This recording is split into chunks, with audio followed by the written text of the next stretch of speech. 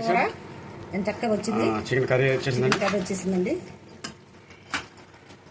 చూడండి, ఈరోజు chicken curry చేశారండి వేడివేడిగా. ఎంత బాగా వచ్చిందో చూడండి. ఇలా చేసుకొని రైస్లో తింటే పుదీనా రైస్లో తింటే చాలా సూపర్గా ఉంటుందండి. చాలా లైక్ చేయండి, సబ్స్క్రైబ్ చేయండి. చికెన్ కర్రీలోకి మసాలా వేస్తారు. దాకా నూరారు కదా, అల్లం వెల్లిపాయ పేస్ట్, ఆ పేస్ట్ ఇంకేం వేస్తాం, ఆయిల్, మసాలా వేస్తున్నారు. మసాలా కొంచెం పసుపు, కారం వేస్తున్నారు. దానిలో కాస్త పెరుగు కూడా వేస్తున్నారండి. ఇవన్నీ వేసి కలిపితే బాగుంటుందంట. చాలా మొత్తం కలుపుతున్నారు. కలిపి చేస్తే బాగా టేస్ట్గా వస్తుందంట. టమాటా ఇలా కలుపుకొని ఉంచుకుంటారండి ఒక నిమిషం. కలిపేసి ఒక పావుగంట అతను వదిలేస్తారంట. వదిలేసి తర్వాత కర్రీ చేస్తారు. కర్రీ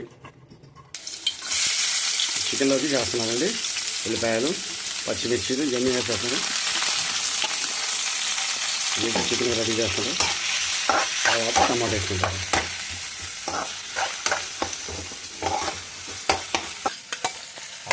అల్లం వెల్లుల్లి పేస్ట్ చేస్తారు. ఇది కూడా వేయాలి. శుభ్రంగా మొత్తం కలిపేస్తారు. టమాటా వేసారని ఇవి కూడా వేయాలి. ఇది కూడా వేగాక చికెన్ వేస్తావా? ఎంతవరకు వచ్చింది? ఇది వచ్చింది. చికెన్ వేసుకోవాలండి. చికెన్ వేస్తున్నామండి. ఒక హాఫ్ అన్ అవర్ ఇన్ని మసాలా కలిపి వదిలేశారు. చికెన్ కర్రీ ఎంతవరకు వచ్చింది? ఇప్పుడే వేసాము. ఉడకాలండి, ఒక 10 నిమిషాలు పట్టుద్ది. ఓకే, చాలా బాగా వస్తుంది కదా.